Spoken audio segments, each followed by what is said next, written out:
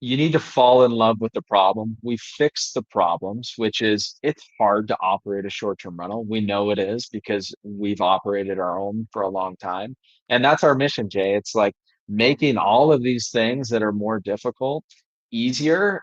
And by doing that, we get to work with more partners all over the place. And yeah, then everyone's happy. It's a win-win. I love. If you're a real estate investor and are wondering how to raise and leverage private money to make more profit on every deal, then you're in the right place.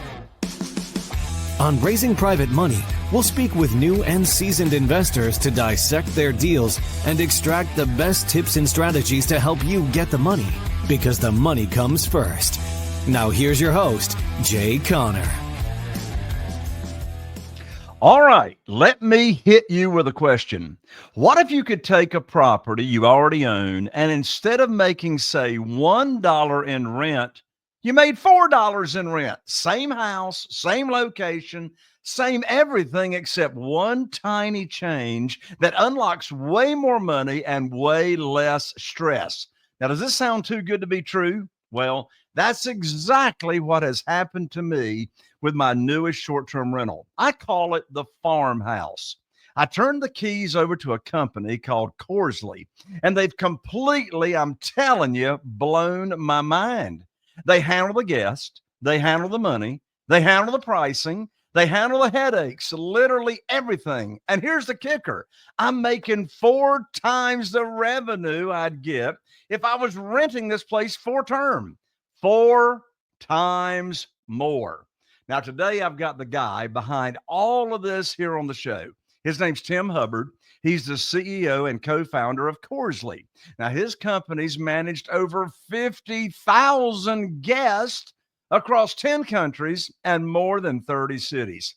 And on top of that, he's built his own 70-plus unit short-term rental portfolio while living abroad and traveling wherever he wants to go anytime, anywhere. So, if you've ever wondered how to make your rentals produce more money with less of your time, this is the episode for you. Welcome to the Raising Private Money Show. This is the only podcast for real estate investors who want to fund their deals without relying on banks, relying on credit, or using their own cash. I'm Jay Connor, the Private Money Authority, and I'll show you how to get private lenders begging to fund your next deal, because every good deal starts with the money. You're going to meet my good friend Tim Hubbard right after this.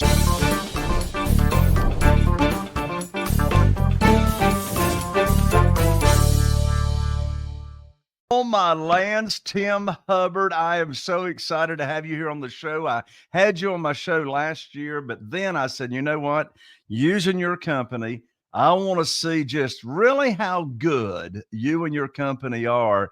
And boy, have I got a story to share now with the Farmhouse and how I'm getting 4 times the revenue I would if I hadn't have met you and your amazing team. So, Tim, welcome to the show. You very much, Jay. I am excited to be here. It's always a pleasure to talk with you. And we're really excited to have had the opportunity to help you with the Farmhouse. It's been an awesome start. Yes, for sure. Yeah, we just launched it this year, back in January, the 4th week, and I'm telling you, it's just blowing up. So let's go ahead and give everybody the big picture. How in the world does Corzly, your company, take a normal rental and turn it into 3 to 4 times the revenue, for goodness sakes? Well, there are a lot of pieces that go into that, Jay. It starts with having a good property that's in a desirable area. But I think one of the interesting things that we've seen over the last few years is that there's lots of properties all over the place where people want to stay. And it's not your traditional vacation rental market anymore. It's just the way people are traveling and living is different. People are staying in short-term rentals more than they ever have before. Um, and so it starts with just having a property and understanding the market dynamics of that property, and then understanding who's going to stay there at the property. And then, of course, on the back end, there's all these other pieces of the operation, which my team and I have figured out over the last decade, starting with my portfolio, as you mentioned. And I've lived thousands of miles from my properties, and so we figured out how to do this virtually, and we've kind of just gone from there. So, we've got an awesome virtual team, and we're truly experts in the space. Yeah. Well, one thing, and you and your team helped me figure out so much. I mean, I didn't know who my target market was going to be. You all helped me figure that out. You all helped me figure out what I should do to the property in order to maximize the revenue. You all figured out the pricing. I mean, I don't know how to price a short term rental. So your team handled all the pricing. Your team goes in there 3 times a week, and they don't just rely on software. I mean, they physically, with a real human being, are using the software, and they're checking the pricing to make sure everything is competitive. And it really truly is a hands-off experience. I mean, the only thing that I've had to do with this short-term rental to get a 4x in the revenue is have the housekeeper, is to have the housekeeping company. And you all actually told me how to find the housekeeper, because I mean, I didn't even know where to start on how to find a housekeeper. And so, and when we were starting out, you told me, your team told me. So here's the actual dollars, just so the audience and listeners can understand. This house, it's a 4-bedroom, 2-bath. One thing you all told me to do is to advertise where it can sleep 10 people, and that's true. One of the bedrooms, it's got 4 bedrooms, and one of the bedrooms, we've got 2 bunk beds in there. So that's 4 of the people, in one of those bedrooms. And so this, if I was doing just a straight long-term rental on this house, I'd be bringing in about $2,200 a month on that rental. So, 2 times, so it'd be under 30,000 a year. And I remember having a conversation with you and the team before I actually decided to pull the trigger. And I said, what is an anticipated revenue, realistic revenue on this property? And you all analyzed, the demand and the supply around in the area. And y'all told me realistically 60,000, maybe 80,000. And man, Tim, y'all are conservative on your estimates, is all I can say. Well, that's great to hear. Under promise and over deliver, right? That's what makes businesses success. And Exactly.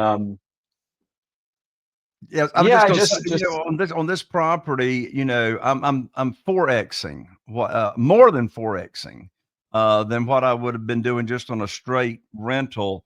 Um, so is this common? Is this out of the ordinary? I mean, yeah, I mean, you and your company have managed over 50,000 guests on all these. By the way, how many properties is your company virtually managing in 10 different countries now? we're around 200 now, but we're growing quickly and all with good results. Wow. 200 and it's virtual. By the way, let's go Mhm. ahead and let the cat out of the bag. Your all's fee for taking care of this blows me away. I know what well, you don't have any competition. I don't know any other company like yours. I mean, there's some big name short-term rental companies out there that, are charging 25% all day long on the revenue. But just let Mhm. everybody tell them what your fee is, and don't go up. Yeah. Yeah, in fact, yeah, that's the whole idea, is that, we figured out how to create efficiencies on the back end. We call it a partnership because it really is a partnership, and there is a little piece that we're not handling. That's the piece you mentioned, where we're relying on our partners' housekeepers. We've realized that that's one of the trickier pieces. If we were to hire people in all 30 cities where we're currently helping our partners with properties, it'd be a lot more difficult than it is for us just to handle all the operations on the back end.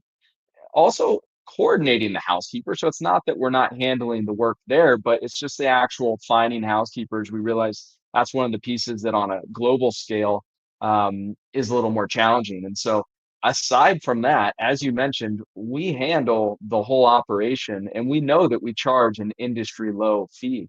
And that's the whole point. We want to pass those efficiencies down to our partners, take away the headaches, help them make more money, and really just become the the global go-to virtual manager. The days of having to go with your local property manager that's 20 or 30, or there's some places, Jay, where it's like 40% still, Wow. Wow. uh, and that's been the traditional way in the short-term rental space. But we have so many tools now. Of course, you got to know how to use them and where to plug them in, and how to set them up and do all that.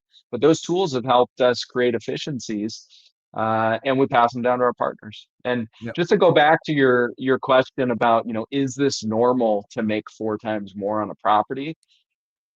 I will tell you, when I started, what really got me, just, light bulb went off. I had these long-term rentals that I converted to short-term rentals, and they were making 8 times more than the long-term rental. Wow. Eight And so times.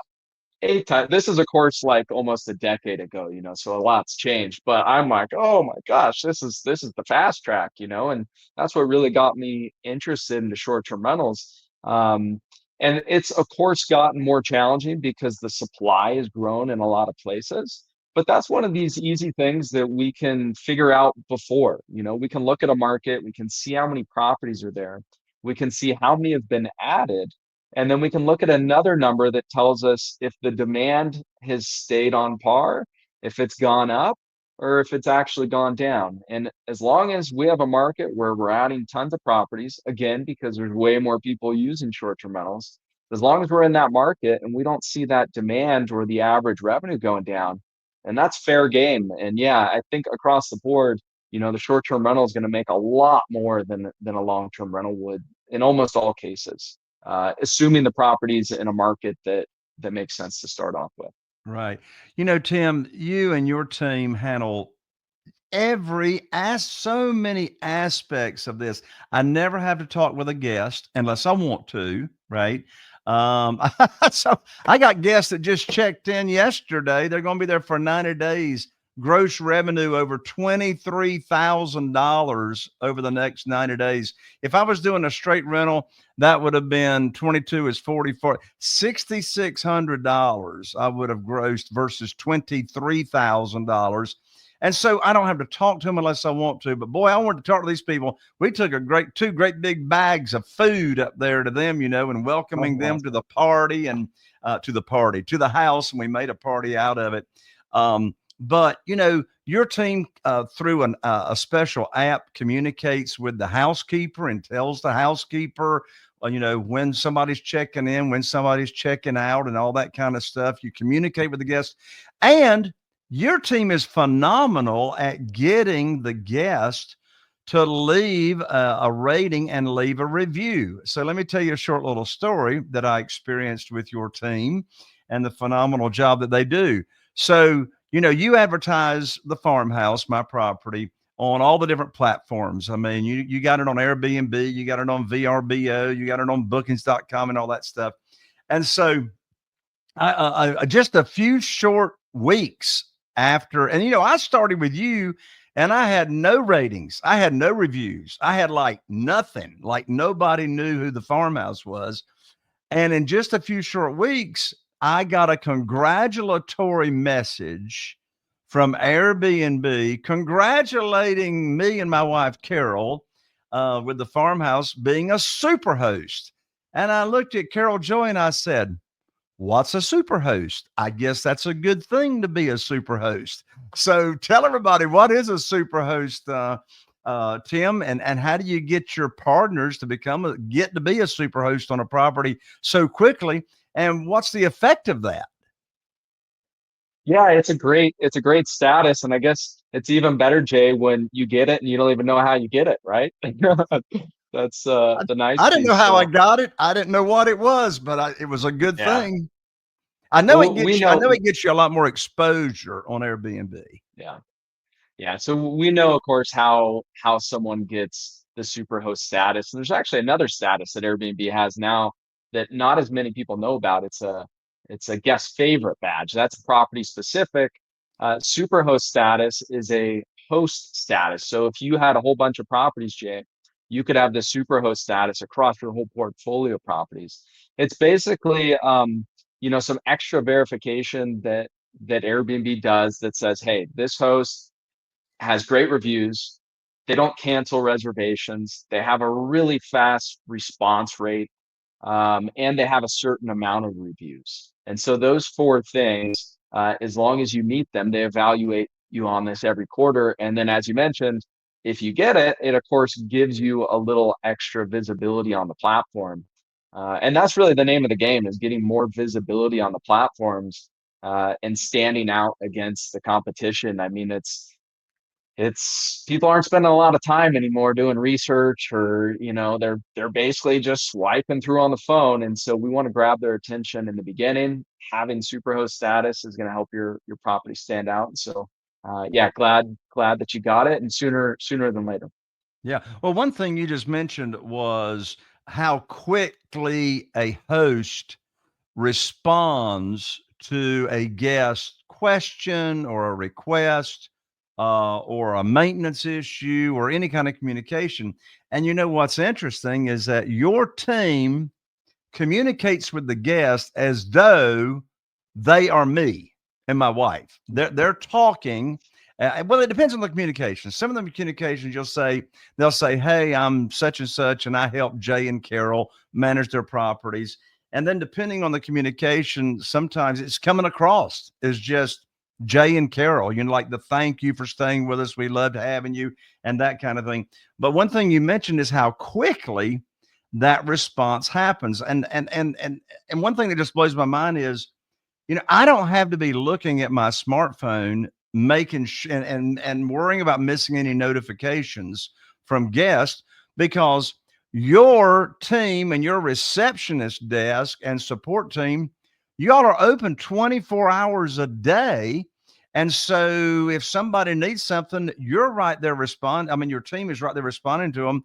And just based on my own observations of these communications, it seems to me that all the requests that come in from a guest, there's responses coming to them people, like, most of the time in 5 minutes or less. Well, that's the magic number. 5 minutes is our internal rule, that our rule is to respond with all of our guests in 5 minutes or less. And so that's it. Yep. And it really does make a huge difference. As someone that travels a lot and stays in short-term rentals a lot, I know sometimes, and I stay in places for an extended periods of time as well. In fact, I'm in a short-term rental right now as we're doing this recording, for about a month. And I know before I book a place for a month, I send out a few inquiries. It's a place where I'm going to be spending a fair amount of time, and I want to, just verify some details, make sure the internet works, all those fun things. And I know the faster someone responds to me, the more likely I am to book that property. And then after I'm there at the property, if I have a little issue, and I don't get a response for, even if it's 30 minutes or an hour or something, if it's an important thing, that goes right back to my review score. So we understand all these things from the guest perspective. We understand them from the owner's perspective. And we've incorporated them all in to do, as you said, try to get, the best reviews possible, and also get as many reviews as possible.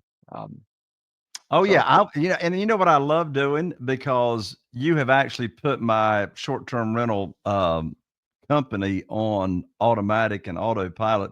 I love just reading. I love just reading through those reviews. Now, mhm. Tim, let's talk about your journey here. Let's talk about your journey.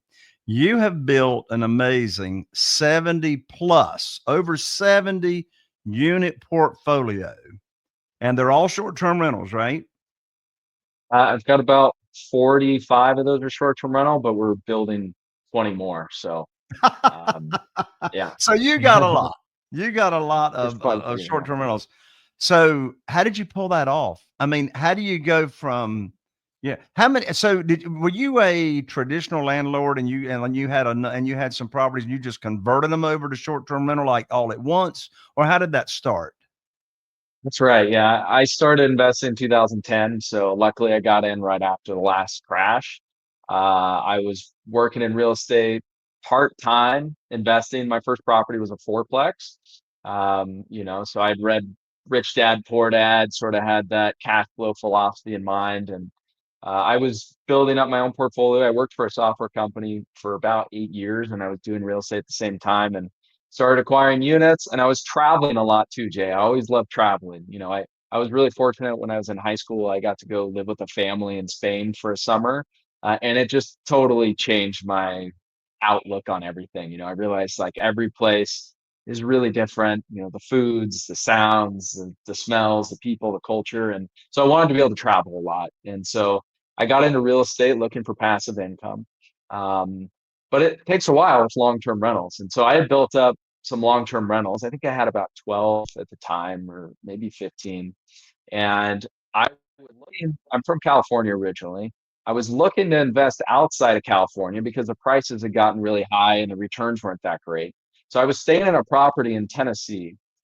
It was a short-term rental, an Airbnb, and I was out there with these investors, looking at these turnkey rental properties to buy as long-term rentals. And I knew the prices, I knew how much they were making, and I knew how much I was paying to stay in this short-term rental. And I looked up the cost of the property that I was staying in, and then after calculating what I was paying and what the property was, I'm like, oh my gosh, this thing's making way more money than these long-term rentals are going to make. And so I took some of my own properties, converted them over to short-term rentals, and just really haven't looked back. I after those first, I converted 4 units over in another fourplex that I had. It was in a good location. I still have those today. They're still operating, still doing really well. And then I found an 8 unit apartment building in Tennessee, was all long-term rentals. I converted the whole thing over to short-term rentals, and I kind of just kept doing that. And so um, a lot of my properties are in urban areas. They're smaller multifamily properties, but I'm really excited. I'm down here in Colombia right now, in Medellin, Colombia, and we've been building this small boutique resort for like the last 3 years. But these will be 20 individual short-term rentals. So I'm really excited about this one. I think that's the cool thing about short-term rentals. You can have a property like yours that's on acreage. You can have an urban inner city property. You can have a property in another country in a tree house. Like it really doesn't matter. If you do a really good job at marketing it, and you do a really good job at making sure the expectations are right, that leads to really good reviews. And if you have really good pricing set up, people are going to find it, assuming you're on all the right channels. And it's just a lot more fun, I think, than long-term rentals. So yeah, it's been quite a journey, but I feel like in many ways we're really just getting started. You just mentioned marketing. That's another thing that your team takes care of is the marketing. And what I mean by that is like of course, I had to send you pictures. I had to send you the pictures and I have a great video. Of course, Airbnb, I don't think lets you do video, but some of the other platforms let you do video. But I sent you the pictures, but your team put together the whole listing. They wrote the description, they wrote the copy, they did everything in order to get that property found, recognized. I even remember the headline that your team wrote um, for when people are searching, and due to the keywords, your team knows knows what words and copy to use for people to find your property or find a property when they're looking for that area. Mhm. Yeah, it's a big part of the setup, making sure that your listing, your property is attracting the people that would actually want to stay there. And so, we have a number of resources that we go through and do some market analysis, and it's a really important piece of the puzzle Yeah. for sure. One thing I mentioned earlier. Oh, by the way, I've got so much I want to talk with you about in case we've got any Mhm. listeners or viewers that have got to jump off. I want them to go ahead and find out now, and we'll continue the interviewing conversation. I want them to go ahead and find out now how to find Tim Hubbard and Corzly. Of course, we've got all this in the show notes, but so if you're listening to this, you can go to the URL, which is go.jconnor.com/short term. That will take you right to Tim's onboarding and contact information. So again, that's go.jconnor.com/short term. And that'll take you right to contact information with Tim. In addition to that, if you happen to be watching this on YouTube or Facebook or LinkedIn, we're going to put up a QR code that you can scan. And there's a QR code right there that will take you directly to the contact information and getting more information about working with Tim's company. So we're talking about the marketing. That's important. So take a moment, Tim, and walk through what it is that makes this work. And what I mean by that is part of, pricing. Pricing is so important.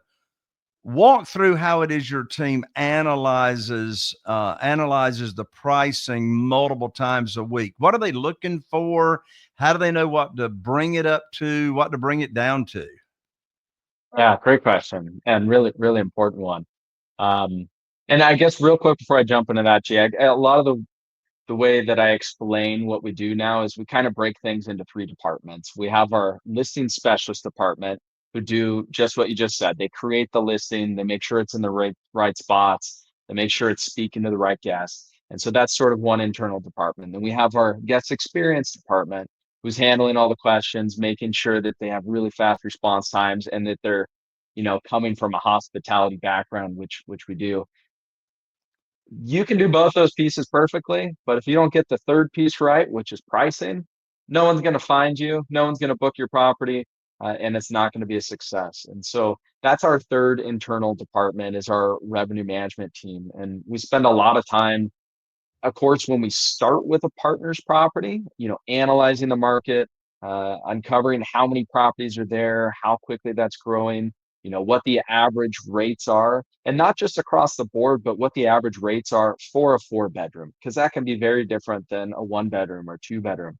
We look at, the average length of stay that someone would stay there at the property.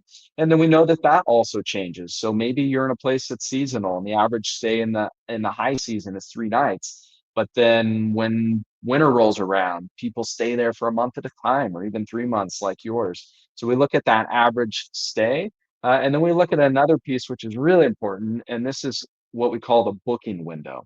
So when someone finds your property, the amount of time that they reserve it ahead of the check-in, that changes throughout the year as well. So maybe you have a really high season where your property is. We know that booking window is going to be longer. People want to reserve those spots, and so they're booking it out further in advance.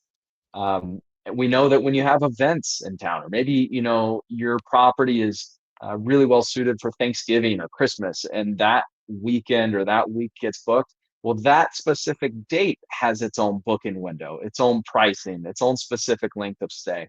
And so you can really get into the weeds on this stuff. And that's what our team does. We look at all this market data. We use a lot of tools for this. Luckily, we're able to pull data from all the short-term in the world, really, in any market. We can look at averages. And then the way that we know our properties, our partners' properties are doing a good job is how they're performing against like properties, so a comparable comp set in the market. And so we look at how your property is doing against the market on a regular basis, and across multiple timelines. We can go, there's so many other things we could really go into. You got to consider reviews, you got to consider like how long the listing's been there. But these are all things we're considering. And, that's the third piece of the puzzle. Yes, it's so fascinating, so fascinating. You talk about special events, and I remember when I had the first conversation with your team about pricing and how we were going to price and what's the bottom price, going to be, and that kind of thing. And I remember them telling me about when special events play an important role in what pricing should be. So, like in our area, only 5 minutes from the Farmhouse. Once a year, the first weekend in April, we have the Newport Pig Picking Contest, which is the largest pig barbecue cooking contest in the nation. So, the software and the team, elevates pricing there. And then you mentioned holidays and like Thanksgiving. So here's a word to the wise, a word to the wise. So it was back in June, a few weeks ago. My wife, Carol Joy, and I, we were saying, well, wouldn't it be neat to block out And that's one thing you can do as a partner. You can block out personal time at your property, if you want to. So we said, well, wouldn't it be really cool if we, because the farmhouse was built in 1929. It's actually my grandparents built this house. My mother was born in this house. There's a lot of history to it. It's on the, I had it plaqued by the Carteret County Historical, not hysterical, but Historical Society. And so it's the plaque there on the front porch and all that. And I said, wouldn't it be cool if we blocked out Thanksgiving weekend, or at least Thanksgiving Day, and the same 20 or 25 of us have been getting together for Thanksgiving for the past 25 years, and we could go up to the farmhouse and have Thanksgiving. Well, don't you know, less than a week after that conversation, somebody booked the farmhouse for Thanksgiving. And I said, well, I'll take the $2,000 instead of a one lunch party. Yeah, yeah, yep. So word of the Or wise, when you start having Corzly, Tim's company and team, virtually managing your short-term rental, if you really want to use it down the road, you better go ahead and block it out, because I can tell you one thing you don't want to do. You don't want to be starting canceling reservations, because that's going to drive your reviews and your ratings down right away. Right, Tim? that's right. That's right. It's a big no-no. Yep, exactly. So what are some of the, and you got a bunch of experience on this, what are some of the common mistakes that property owners make trying to self-manage versus, using experts such as yourself and your team? Yeah, good question. I think there's quite a few. A first one is, I would say most people, Jay, when they start in the short-term rental space, they start with Airbnb because it's the easiest. They have the most protection. Airbnb has their own liability insurance and things that can protect you on the back end. But we know, because Airbnb is the easiest platform to be on, everyone's on it. But there's millions of travelers that are using other platforms like Booking.com or Google, or VRBO even, that aren't maybe on Airbnb. And so I think that's a big one, is making sure that you're on all of these listing sites to really to market your property as much as possible. And so that's the first one. It's just going on all the listing sites. Most of our partners that we bring on, we find that they're not on booking.com. And we do, by the way, we work with partners like yourself that are just getting started. We'll create the listing for you. And then we've also taken over people's portfolios, that already had all their listings, and we'll help optimize them and make sure everything's in the right spot and kind of take over the wheel. But assuming someone goes on booking.com, it's a completely different set of policies than Airbnb. And so a lot of people run into trouble not collecting payments the correct way, or maybe they collect a payment that gets canceled, but then someone still checks into their property. And so when you come off of Airbnb, you've got to look at all these different things, the policies, the way that you're taking payments. You've got to make sure that your property's covered. So you want to make sure you have a deposit or some sort of additional protection. So that's a big piece. I think being on the right listing sites, but also knowing how to be on them and knowing how to verify guests. And then I think maybe the big one is, like, we just don't know what we don't know, And so if you're if you're new to the short-term rental space and you don't have tens of thousands of guests of experience, there's just all kinds of things that you're not going to discover until those reservations come up. And if you're managing, maybe 3-4 reservations a month, or maybe you do 25 a year, like, you could have a nice year go by and then something happens that you would have never expected and you don't know how to handle it. And so we know how to handle it. And then just the last thing I'll say is that, let's say you go through that year and you have 25 reservations and you get 25 5 stars and you think you're doing really good. A lot of people that start out in the industry, they have that success. They can get the good reviews, but it doesn't necessarily mean that they've maximized the revenue potential with the property.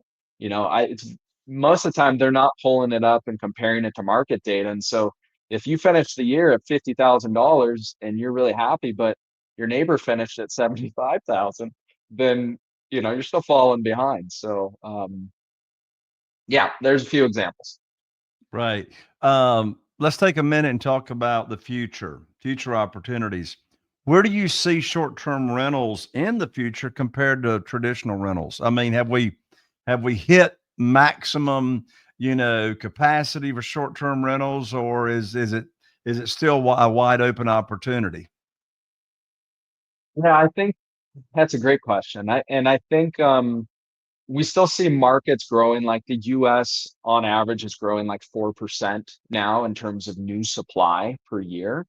During, the post-COVID era, it was growing like 20%. Everyone was getting a short-term rental and a vacation rental. So it's still growing. And I think that there's still millions of people that are still discovering short-term rentals for the first time. And I also believe that it's just a new way of living now. So we know that Airbnb, one of their fastest growing segments are longer reservations. Longer short-term rental reservations, or what we'd call a midterm stay reservation, just like the one that you just got at your property. And so the difference between a short-term rental and a long-term rental, in my opinion, is merging a little bit. And people are staying in them more, they're staying in them longer. And I'm excited about the future, but it definitely has gotten more competitive. And it's there. I come from the long-term rental side of things, and property management with your long-term rentals is equally as important. And there's a saying that I've kind of kept with me for a long time that I heard somewhere. It's basically like I would rather have a Class B property with Class A management than a Class A property with Class B management, because you'll have more headaches and you might end up making less money. And so the management really is important. And I think as we progress into the future, it's going to become even more competitive um, in terms of Well, management. which makes it even more important to have experts like yourself and your team to partner up, with owners of property, like I have, because I mean, I've been investing in real estate. I've been raising private money for years and years and years. But like you said, what I don't know, I don't know. I know a lot about raising private money. I know a lot about flipping properties. I know a lot about buying houses subject to the existing note and selling them on rent to own lease purchase. But I didn't know anything about short term rentals, which there's a big takeaway right there. You better do business with somebody, if you're brand new, particularly, that knows what they're doing. And who does know what they know? So if someone's listening to this show and they're really interested in this, how do they find out if their property is a good fit for short term rental? I know that's one thing you all help me figure out. Yeah, that's a really important question. I think the first thing would be just ensuring that your city or the county or wherever your property is located actually legally allows short-term rentals. We know there's a lot of regulations, and Airbnb's got a whole bunch of the regulations on their website. You can Google these days, just Google your city, your county, make sure that first you can operate a property as a short-term rental. That's the first piece. And then the second piece is there's a company called airdna.co. And all they do is all they do is statistics on properties. You can plug in your address on their website and they'll give you an average of what the market is earning. And you can break it down by bedroom size, bathroom size. You can put amenities on there. Do you have a pool? And of course, it's all by location. And so I think that would be the second step. Just jump on there real quick, plug in your address. And if that's close to what you would expect, or it's somewhere in the ballpark, then I think it's fair game. Because even within those MCA, we know their averages. So there's someone that's making way more than the average. There's also someone that's making way less. So Yeah. that's how I'd start. So, Tim, if someone listening here to the show has a property, they're interested in this, and let's say they handed you and your team a property today, what's the exact first steps Corzly would take? So first step is just making sure we understand the property. as well as the owner. And so we have an onboarding form. It asks for all the questions we know we're going to need answers to. It's very thorough. We'd like to be really thorough up front so that we're not asking you questions, on the back end or 2, 3 weeks later, we don't know how to respond to something. So that's really the first step, is just us getting information.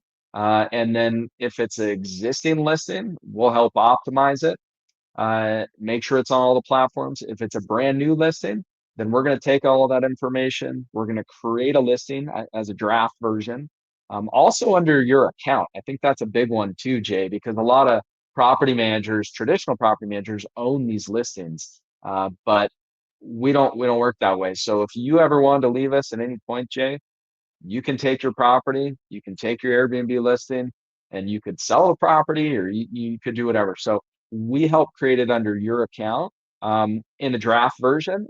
And we have a quick call together, make sure everything looks good. We get the green light from you, and then we start handling it. It's really pretty easy to get started.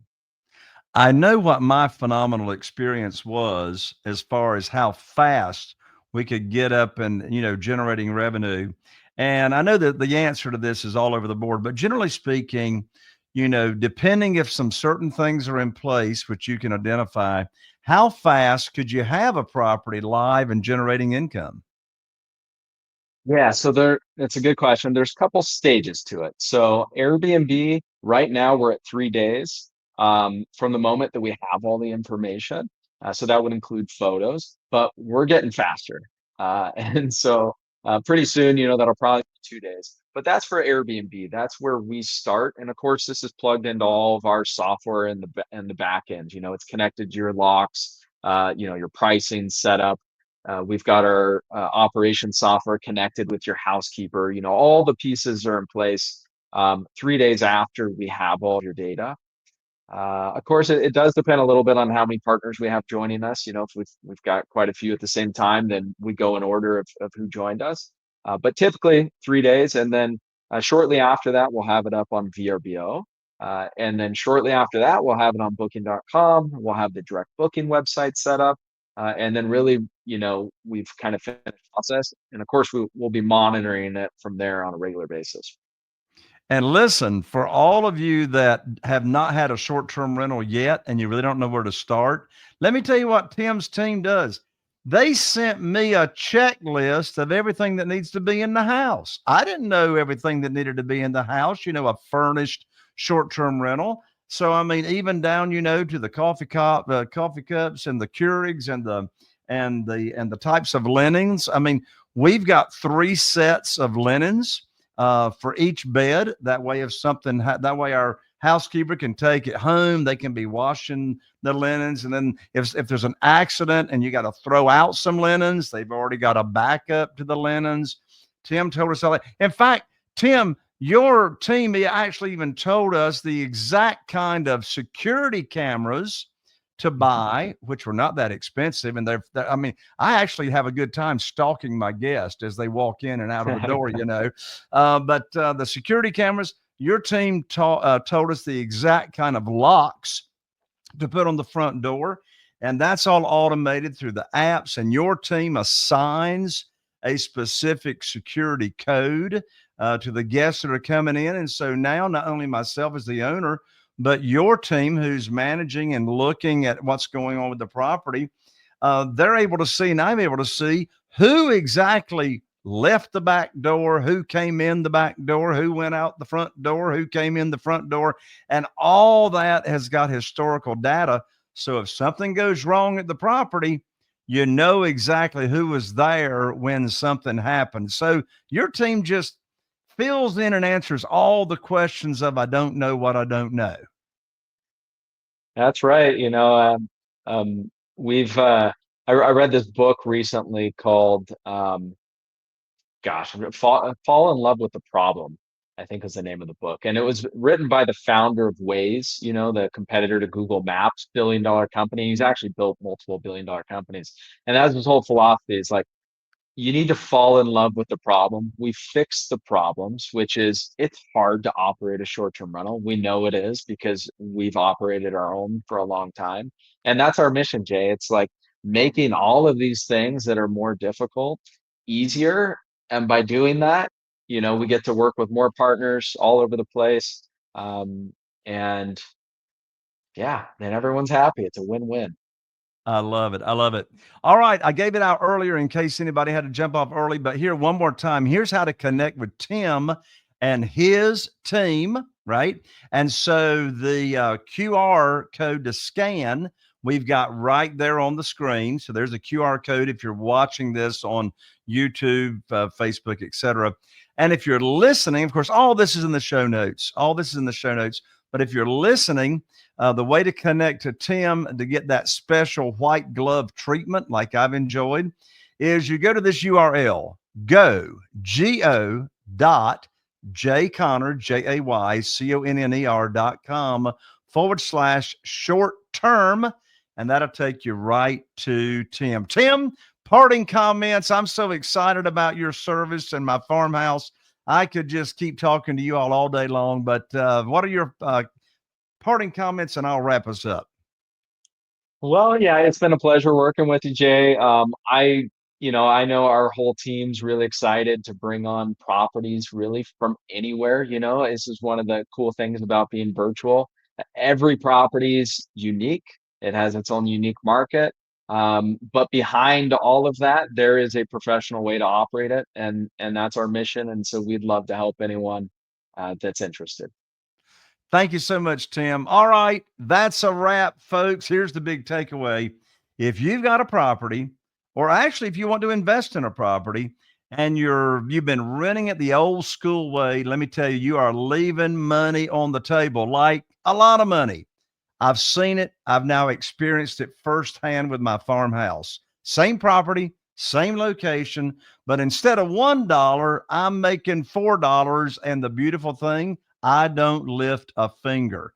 That's the power of what Tim and his team at Corzly are doing. They're not just managing short-term rentals, they're turning them into businesses that run without you having to be hands-on. So if you've been listening and you're thinking, man, I want that for my property, then here's what you do. Go over there, check out go.jayconner.com/short term. And check them out. Reach out to Tim. His team will be right there ready to talk to you. Have a conversation. And listen, at worst, you learn what's possible. At best, you unlock a stream of revenue you didn't even know was sitting in your backyard. Tim, thanks again for dropping by and dropping some serious value today. And to everyone listening, don't just listen to this, act on it, because the only thing standing between you and a property that prints money is the decision to hand it over to the right operator. And the right operator is Tim Hubbard at Corzly. Until next time, I'll see you guys on the next episode of Raising Private Money. Are you feeling inspired by the knowledge you gained in this episode? Then head over to jayconner.com/moneyguide. That's JCONNER.com/moneyguide and download your free guide that shares 7 reasons why private money will skyrocket your real estate investing business right now. Again, that's jayconner.com/moneyguide to get your free guide. We'll see you next time on Raising Private Money with Jay Conner.